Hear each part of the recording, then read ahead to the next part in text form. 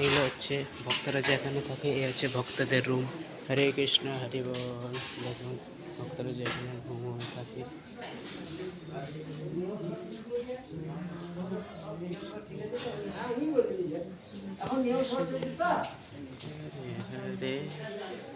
এই রুমগুলোতে ভক্তরা থাকেন। হরি বল।